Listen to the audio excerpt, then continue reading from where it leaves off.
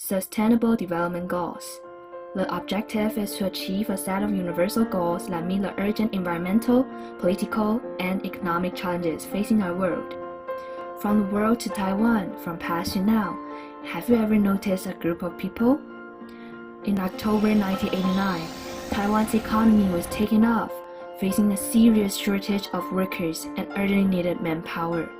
The government started to recruit construction industry migrant workers. The history of migrant workers in Taiwan has begun. For about 30 years, they participated in many major constructions in Taiwan. In addition, according to statistics, the number of long-term care needs in Taiwan is estimated that it will reach 770,000 in 2026. But the willingness of domestic workers to work as residential service workers is not high. It is essential to consider migrant workers as necessary manpower. The migrant workers are so important that about every 33 people in Taiwan, one person is a migrant worker.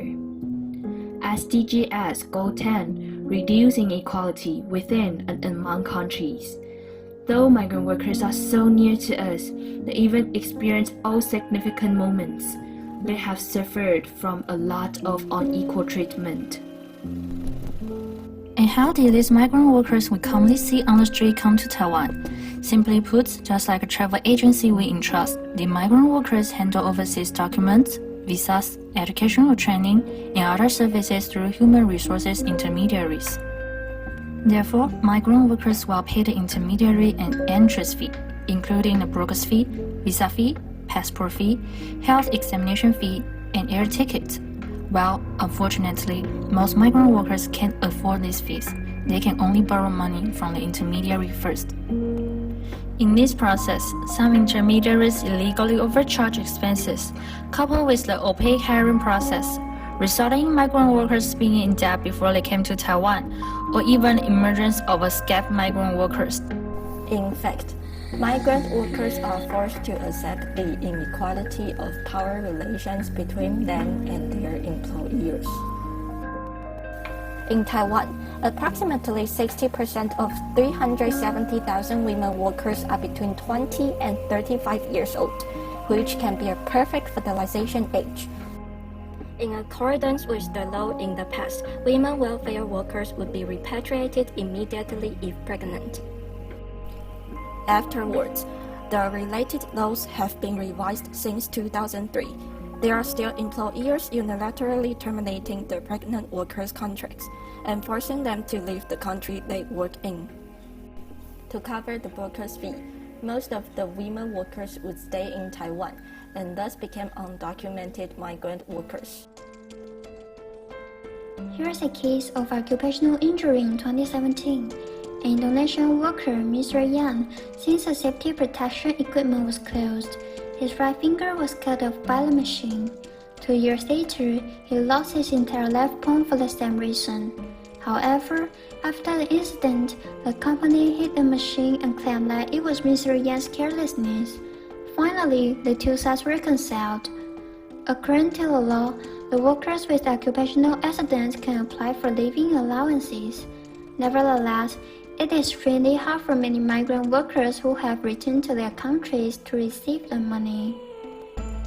Migrant workers often work at the basic level of Taiwan's traditional industries at the risk of old machines that may not have safety equipment when the factory is pursuing high production. Because of failure to establish an effective report channel and lack of safety equipment as well as adequate educational training, therefore, occupational accidents occur repeatedly. So now, let's talk about the government's policies and what else can we do.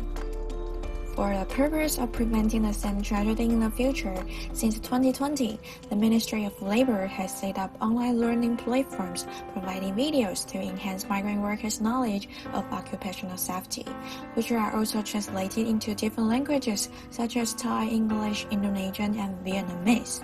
Moreover, not just the resources online, the Tainan city government also held an occupational safety and health training last year, which mentioned the potential dangers danger and prevention of hazards in the workplace. Besides, the government should also make efforts on the issue of migrant women's pregnancy by enforcing the law strictly. It's necessary that the society show tolerance, provide practical resources or consulting assistance to establish a complete system for them. In April of this year, the government carried out a new policy to relax restrictions for migrant workers to continue working in Taiwan. As we mentioned earlier, what migrant workers have done for Taiwan shouldn't be underestimated. There's nothing more important than protecting every human being's rights, no matter who we are, no matter where we come from.